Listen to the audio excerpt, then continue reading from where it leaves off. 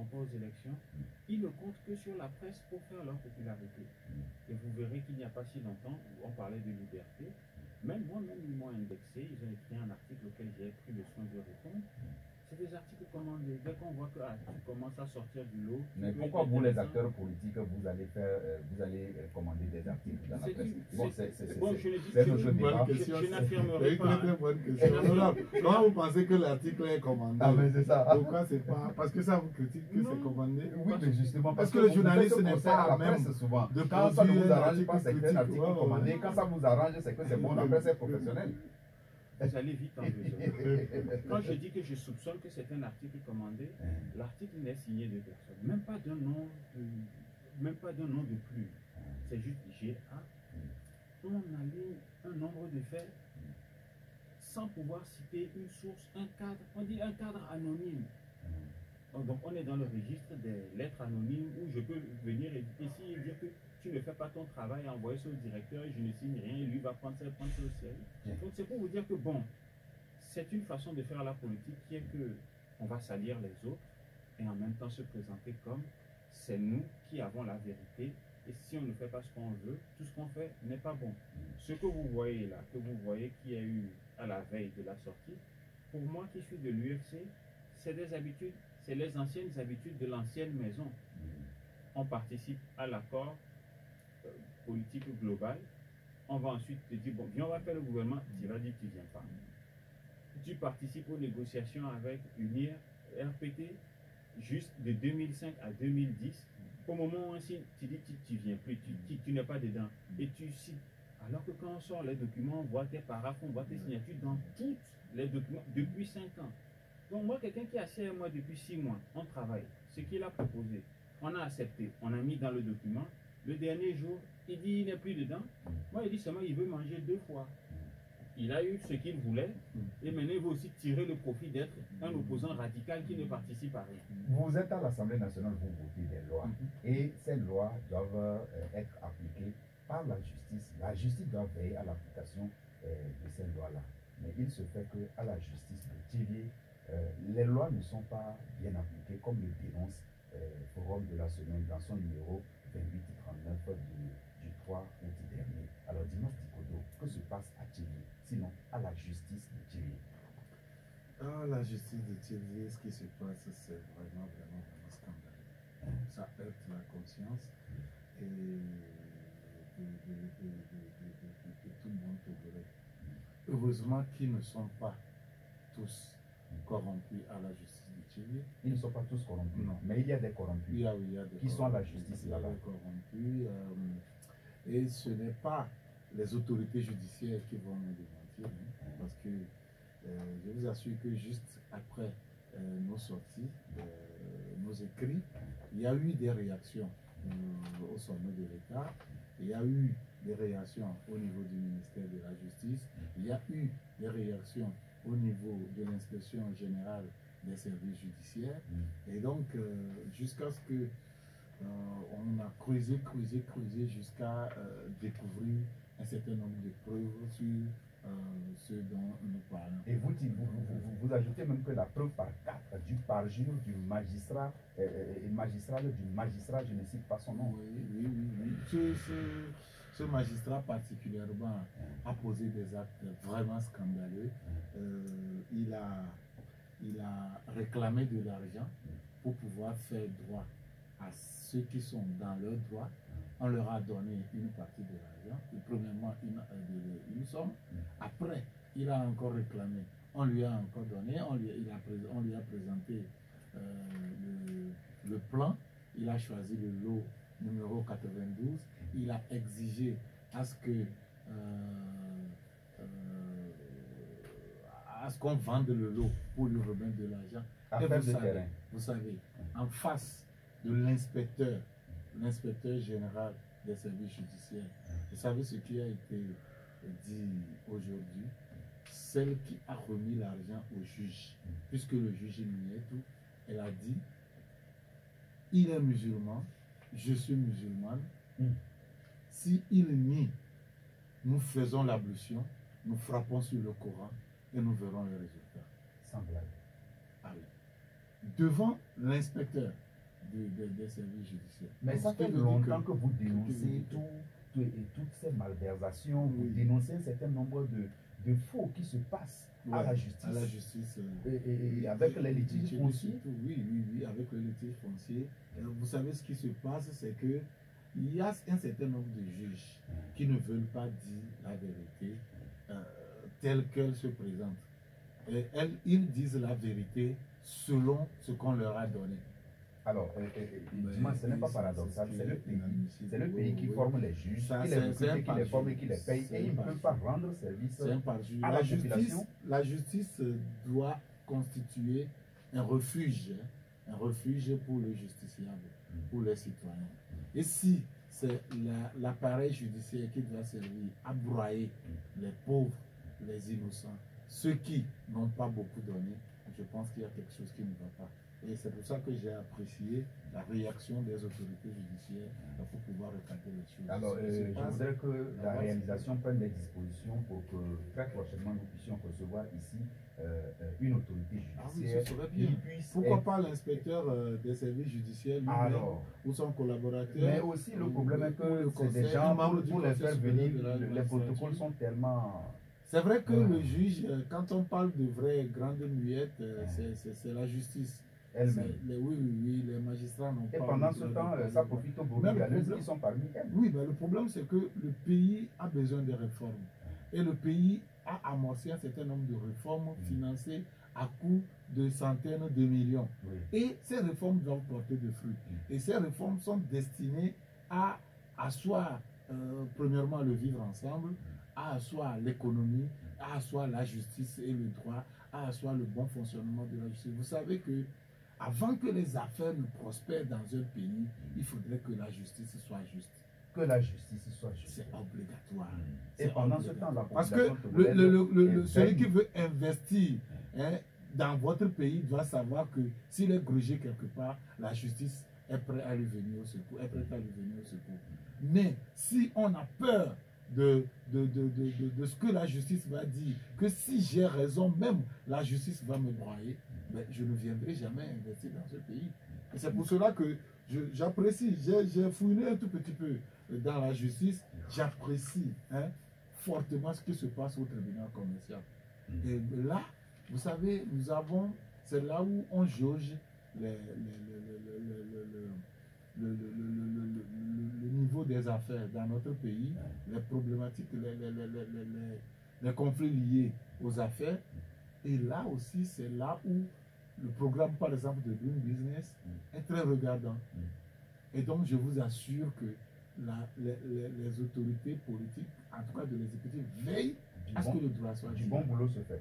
Du bon boulot, je vous assure. Et Et de de façon cet instant, très, avant très, que très vous ne accélérée. continuez, à partir de cet instant, la réalisation dit que nous pourrons recevoir quelques auditeurs, 2, 3, je ne sais pas, mais ceux qui pourront rentrer en ligne sur les 22, 22, 17, 76, 70, 46, 52, 92, nous allons les recevoir et vous aurez l'occasion de contribuer à cette émission ou de poser des questions à notre invité, le député qui est avec nous, ou à Dimanche Nkodo, notre confrère. Vous pouvez continuer. Oui, et dire que si du bon travail se fait là-bas sous la houlette et la bienveillance des sommités de notre État, des décideurs au niveau du gouvernement, je pense que, en tout cas sous la houlette du chef de l'État, je pense que si on veille encore à tous les autres secteurs, à tous les autres points de la justice, du bon travail sera fait. Du bon travail sera fait. Je ne dis pas qu'on ne veille pas, mais je ne pense pas qu'on veille assez. Il faut. Alors, nous allons faut prendre avec vraiment- votre permission Célestin qui nous appelle de Katavéli. Portez vos casques, messieurs, merci. Célestin, bonsoir. Allez-y pour votre intervention, comme nous n'avons pas assez de temps. Ah, ah. Oui, merci.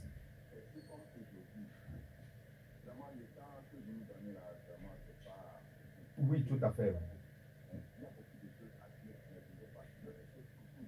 Oui.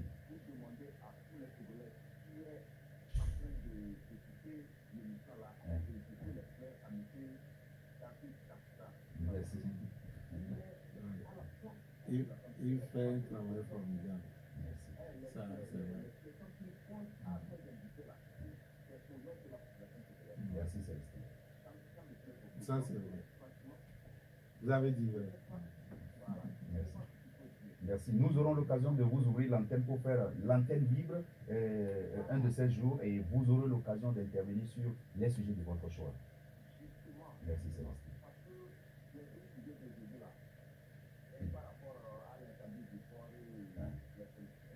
Oui.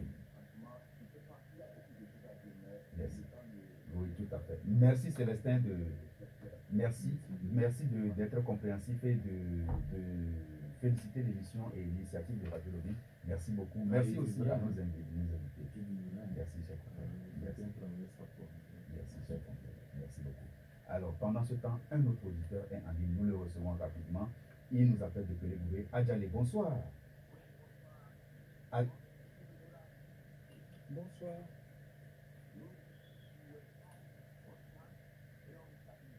Merci beaucoup, monsieur.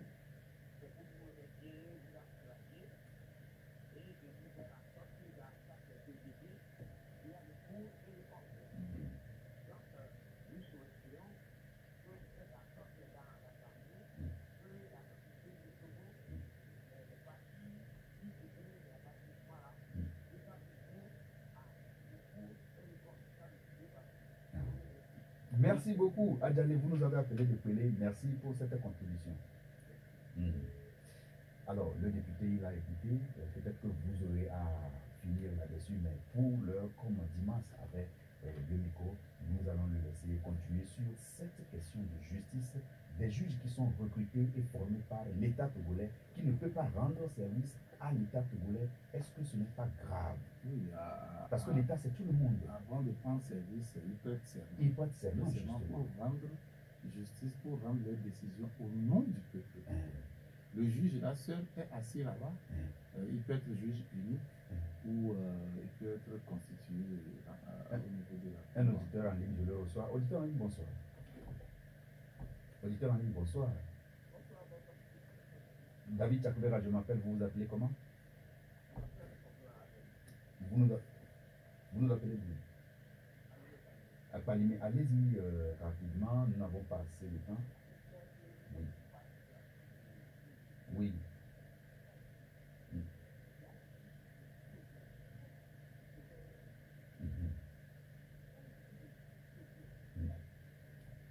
Nous avons dit que nos équipes vont prendre toutes les dispositions pour que nous puissions recevoir ici, sur ce même plateau, dans cette émission, une autorité de la justice togolaise, et vous aurez l'occasion de lui poser cette même question. Si vous n'appelez pas, moi je vais lui poser cette question pour voir quel sera l'élément de réponse qu'il va vous donner.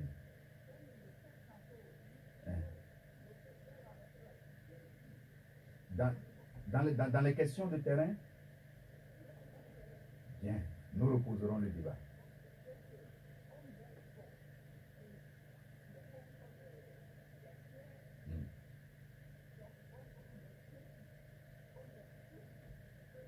Bien. Vous voulez dire que ceux qui n'ont pas assez de ressources sont piétinés?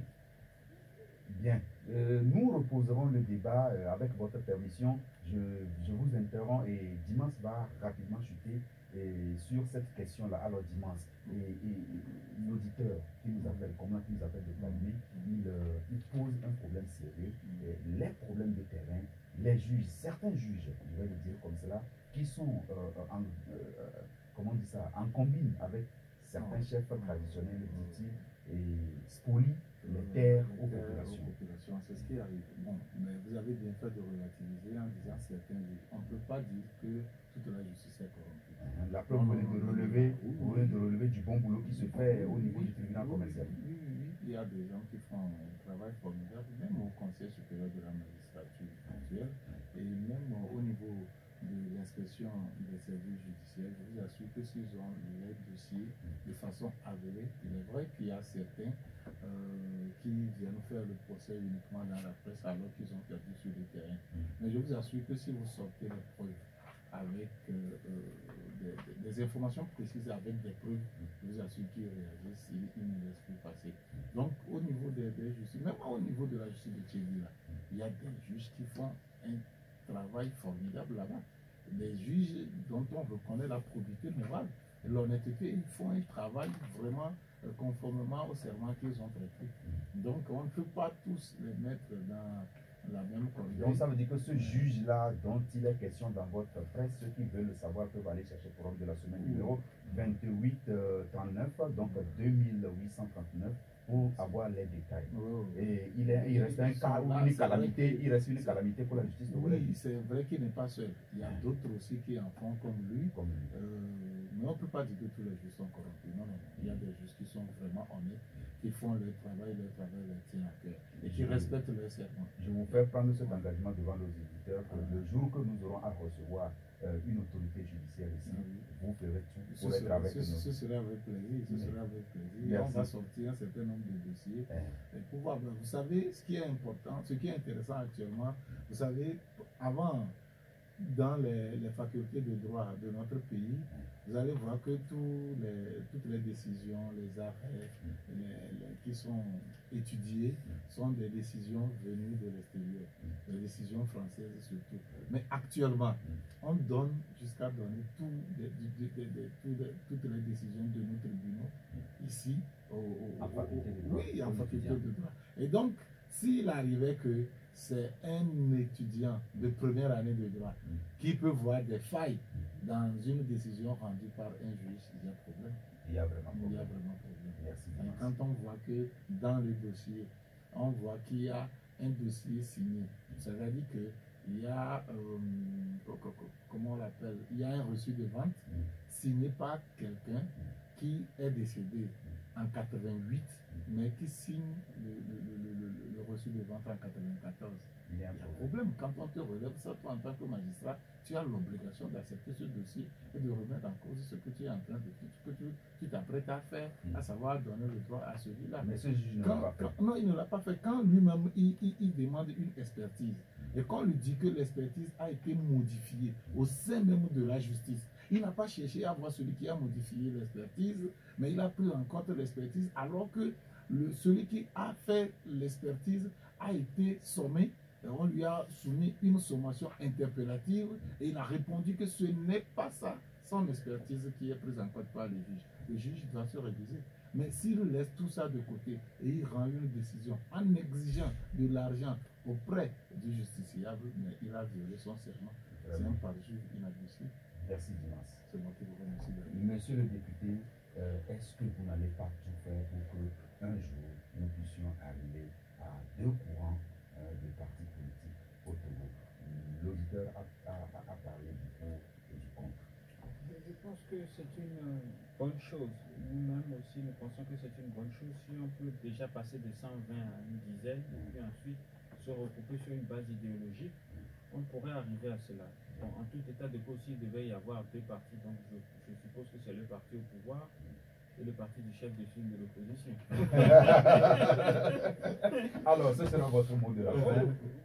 Mot de la fin. 30 secondes, parce que là, le temps est fini. C'est quand même l'anniversaire de son Excellence Madame la Présidente de l'Assemblée nationale. Donc, je tiens quand même à souhaiter un joyeux anniversaire.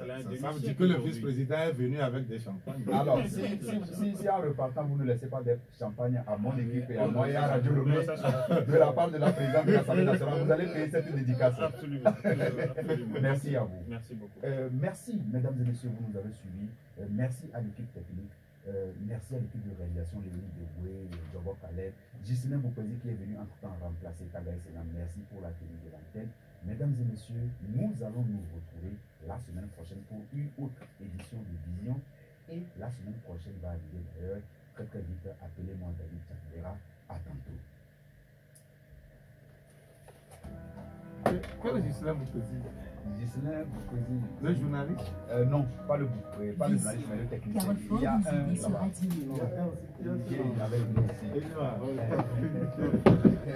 Voyez là, cette question sur les différentes thématiques avec les Le règlement intérieur.